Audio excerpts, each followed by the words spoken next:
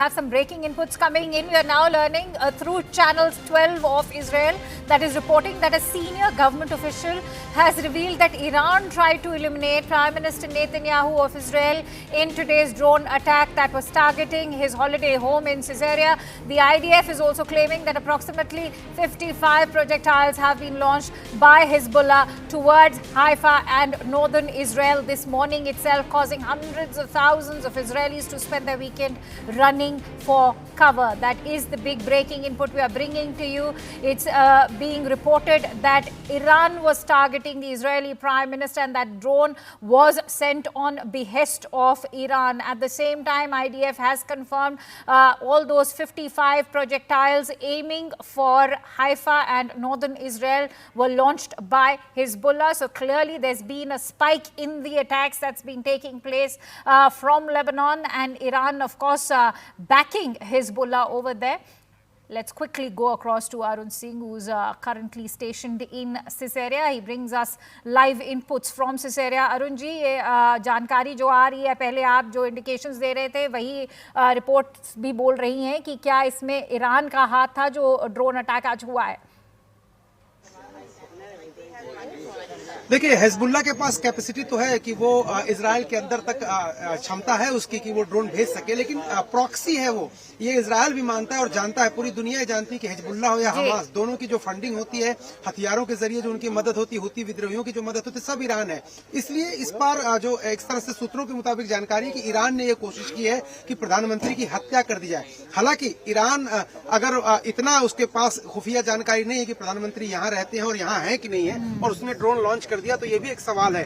इस वक्त मैं अगर तस्वीरें आपको दिखाऊं तो फिलहाल अब जो जांच का काम है वो और तेजी से हो रहा है और कई और गाड़ियां आई हैं। इस वक्त तस्वीरें अगर आप देखेंगे तो एक बड़ी सी गाड़ी जो साक्ष्य जुटाने, एविडेंस जुटाने कलेक्ट करने के लिए अभी अंदर गई है। इसके अलावा पुलिसकर्मियों की संख्या भी बढ़ाई गई है और अंदर अभी भी जांच चल रही है। चूंकि ये मामला बहुत हाई प्रोफाइल है और ये इलाका बहुत सिक्योर है, प्रधानमंत्री के घर की सुरक्षा पहले से ही टाइट थी और उसके बावजूद अगर उनके घर के अंदर, उनकी दहलीज के अंदर, उनकी चारदीवारी के अंदर एक ड्रोन आकर के फट जाता है तो बड़ी ही एक तरह से शर्मनाक स्थिति किसी भी सिक्योरिटी एजेंसीज के लिए हो जाती है। और इजरायली डिफेंस फोर्सेज उसको ले रही हैं, इस चैलेंज को हेड ऑन ले रही हैं और उनका ये दावा अब है, क्योंकि यहाँ के पीछे जो मैं बता रहा हूँ भूमध्य सागर है, वहां पर उनका कहना कि अब स्ट्रेटजी के तहत कई वारशिप्स वहां पर तैनात कर दी गई हैं। इसके अलावा ये जो पूरा इलाका है वो सिक्योर कर दिया गया है। इजरायली डिफेंस फोर्स के जो लड़ाकू विमान है उनसे, फाइटर जेट्स हैं, वो लगातार यहाँ पर निगरानी कर रहे हैं। जी अरुण, ये जो सिसेरिया का इलाका है जहाँ पे नेतन्याहू का हॉलिडे होम है वो तो सिक्योर किया जा रहा है, पर ये भी सुनने में आ रहा है, आईडीएफ ने कॉन्फर्मेशन दिया है कि लगभग 55 प्रोजेक्टाइल्स एम किए गए थे हाइफा की ओर, नॉर्दर्न इजराइल की ओर। तो अभी हमें कुछ जानकारी दे सकते हैं कि क्या सिक्योरिटी सिचुएशन है पूरे इजराइल में, तेल अवीव से लेके सिसेरिया से लेके हाइफा तक? देखिए, 2 से 3 दिन ऐसा था जब मैं इजराइल और लेबनान की सीमा की तरफ गया था। हाइफा भी कई बार जा चुका। वहां पर क्या होता है, दिन के किसी भी समय अचानक से वहां पर सायरन बजने लगते हैं और आसमान की तरफ आप देखेंगे तो 20 रॉकेट, 30 रॉकेट, 1-2 मिसाइल वो आते हैं और आसमान में एक ट्रेजेक्टरी बनाते हुए आते हैं और आयरन डोम उनको नष्ट करता है।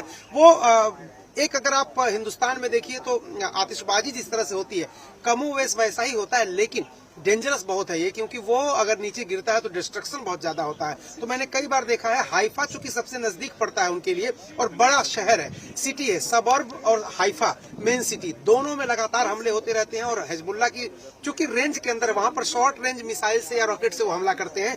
यहाँ तक पहुंचने के लिए उनको मीडियम रेंज चाहिए और तेल अवीव तक पहुंचने के लिए उनको सबसे ज्यादा दूरी तक मार करने वाली जो उनके पास मिसाइल है उसको वो छोड़ते हैं। तो तेल अवीव ज्यादा सिक्योर है, जेरूसलम आज के दिन में ज्यादा सिक्योर है, लेकिन हाइफा बहुत ज्यादा अनसिक्योर है, क्योंकि उधर जो हिजबुल्लाह है उसकी ताकत अभी भी बहुत ज्यादा है। वो मैं उधर की बात कर रहा हूँ, तेल अवीव की या फिर जेरूसलम की बात कर रहा हूँ। गाजा पट्टी में हमास के साथ जो किया इजरायली डिफेंस फोर्सेज ने, अब उनके पास बहुत क्षमता नहीं बची। पर वो क्षमता नहीं बची, पर उससे ये भी जाहिर होता है कि अब डिपेंडेंसी हिजबुल्लाह और ईरान पे बढ़ेगी। पर अरुण जी, मैं उस पर भी आपसे बहुत विस्तार से बात करना चाहूंगी, but before I do that let's also listen in to what Israeli prime minister Benjamin Netanyahu has had to say. We have a reaction coming in from the Israeli prime minister, let's listen in. Days ago, we took out Yahya Sinwar, the terrorist mastermind whose goons beheaded our men, raped our women, burnt babies alive. We took him out. and we're continuing our battle with Iran's other terrorist proxies, we're going to win this war. So will something deter you? No.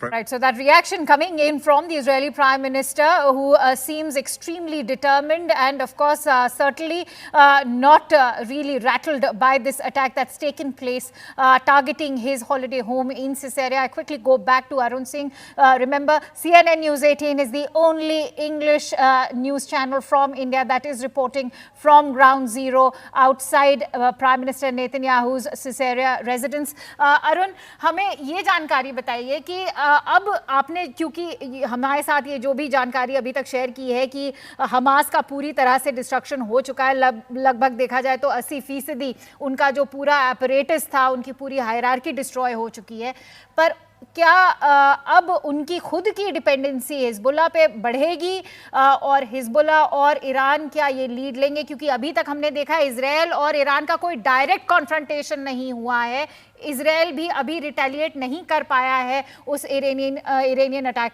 को लेके, पर अब situation कैसे आगे बढ़ेगी?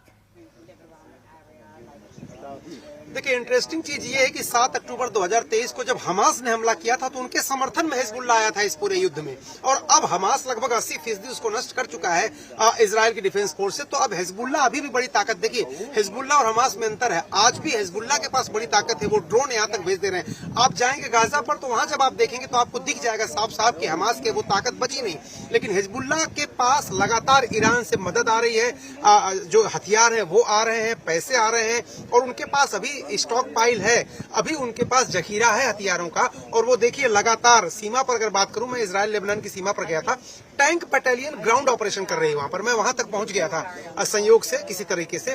तो tank के ऊपर भी वो हमले करते हैं और कई सैनिकों को उन्होंने मारा। इसका मतलब है कि हमास और हिजबुल्लाह में अभी बहुत जमीन आसमान का अंतर आ चुका है।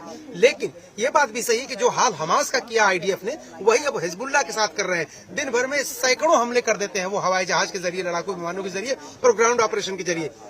ये बात सही है कि ईरान अभी सामने नहीं आया, लेकिन ये दुनिया जानती है और इजराइल भी जानता है और कह भी चुके हैं कि हिजबुल्लाह हो, हमास हो या फिर हुती हो, ये तीनों प्रॉक्सीज हैं ईरान की। ईरान इनके पीछे है, हथियार वो देता है इनको, पैसे वो देता है। तो अब ईरान के साथ जो कन्फ्रंटेशन की बात आपकी है, मुझे ऐसा लगता है और जो बातचीत करके मुझे ऐसा सेंस मिला है कि अभी 2 मोर्चे पे लड़ रही थी आईडीएफ, एक हमास और एक हिजबुल्लाह। इन दोनों को पूरी तरह से पैरालाइज करने के बाद वो इजराइल पर हमला करेंगे, निश्चित करेंगे, ये तय है, क्योंकि 2 बार इजराइल के पर हमला ईरान डायरेक्टली कर चुका है, एक बार 13 अप्रैल को और एक बार 1 अक्टूबर को। तो उसका बदला जरूर इजराइल लेगा। बस अमेरिका से उसकी बातचीत चल रही है कि उनकी न्यूक्लियर फैसिलिटी पर हमला नहीं करना है, ऑयल फैसिलिटी पे हमला नहीं करना है, कहां करना है, कब करना है, ये इजराइल तय करेगा। और ग्लोबली देखिए तो टाइमिंग भी बड़ी इंटरेस्टिंग है, क्योंकि यूएस प्रेसिडेंशियल इलेक्शन भी होने वाला है। तो देखना होगा कि ये प्रेसिडेंशियल इलेक्शन के पहले अटैक होता है कि प्रेसिडेंशियल इलेक्शन के बाद।